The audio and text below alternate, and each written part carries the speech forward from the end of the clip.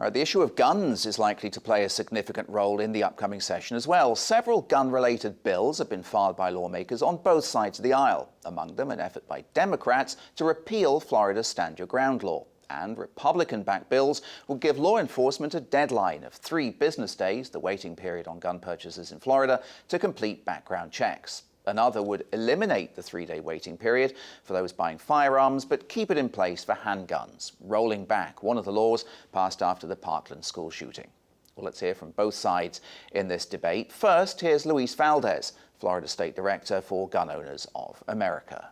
Right now, we're fighting to get rid of waiting periods, to have adults be under the age of 21 being able to legally purchase and carry firearms again, things of that sort. So we're not going to go to the legislature and say, well, we'll do universal background checks if you give us this. No, our policy is very simple. We want a full restoration of civil rights because that's what gun rights are.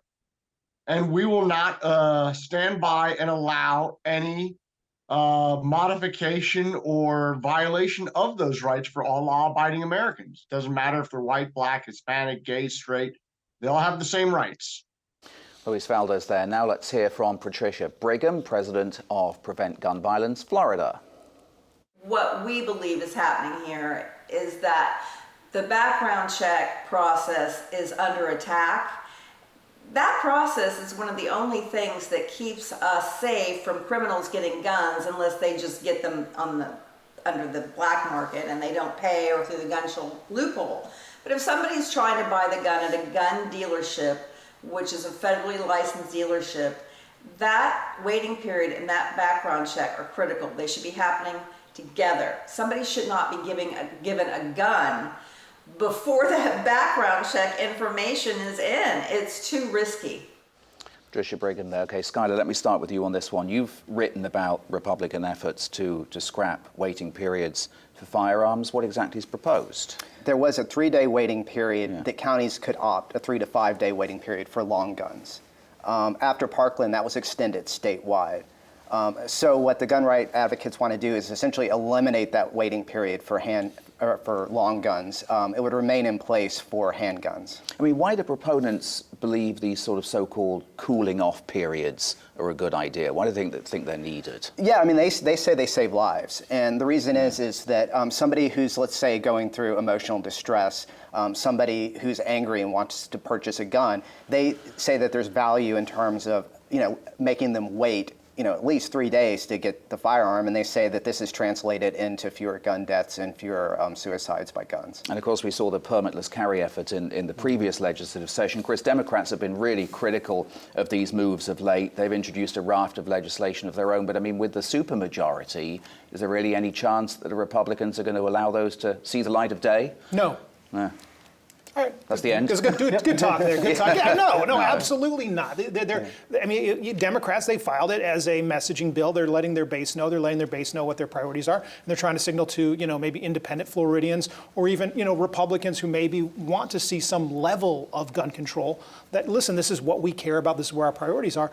But there is no way that any of the Democratic bills are going to get a hearing in a committee, and much less a chance they get to the floor, much less a chance they get voted on, and much less they end up on the governor's desk and get his signature. It's just not going to happen. The Gun Owners of America has been really critical of the Republican-led Florida legislature for not doing enough, for not going far enough towards what they would like to see done. I mean, what kind of role is that group playing now as the sort of NRA takes more of a back seat with its problems? Well, and the NRA's had a lot of problems, spending problems, leadership problems, things like that, and they've been around for over 100 years. The thing about the Gun Owners of America, the organization itself has been around for the better part of 75 years, so they're not a new organization. And they're much smaller than the NRA, but money does buy influence, and the thing that the Gun Owners of America have talked about in recent years, especially here in Florida, their membership is growing, their donations are growing, which means their lobbying money is growing. But I think on the flip side too, as America sees more mass shootings and more tragedies, I think both sides are kind of elevating the conversation, and both sides are growing. So here in Florida and in a kind of our own echo chamber where it's a smaller legislature than say Congress, I think their influence is growing. But to Chris's point, where does it go? Certainly Gun Owners of America, they promote themselves as no compromise, free rights, that's it, end of conversation, no compromise. And they did take issue even with the constitutional carry legislation last year, saying it's not far enough. It needs to be open carry, this is their people's rights. But unfortunately, I think situations, as they unfold, a lot of people are still surprised even after Parkland that the Republican legislature took the action that they did. And then Republican Governor Rick Scott took the action that he did. Unfortunately, sometimes legislation is defined by tragedy. Would that move the needle? We'll see. But to Chris's point, as far as any change, don't expect any. And we also have the Supreme Court, the U.S. Supreme Court right now taking up the Rahimi case, and they've already heard our argument on this. Is the case out of Texas where a gentleman was under an injunction domestic violence injunction, hand over his weapons, and the argument is that's a violation of the Second Amendment. Now the court's heard that argument. We'll see where they go with it. But if the court comes back and says, yeah, these domestic violence restraining orders that remove your weapons are a violation of the Second Amendment, you could definitely see Florida moving in that direction, which a lot of domestic violence and advocates against domestic violence will sit back and say, that'd be catastrophic. But that's definitely on the horizon. Now, part of the shortfall too, is some say, look, it's not the gun, it's the person. Mental health is part of it too, and that's also where Florida's kind of failed. As far as the full investment into mental health, there's a lot of mental health advocates that say we need more resources, we need more people in the line of work, we need more funding. And that funding and support really hasn't been followed through. So it's worth noting, and part of this conversation is folks say, look, it's a simple question but a complex answer, that it's not really been full.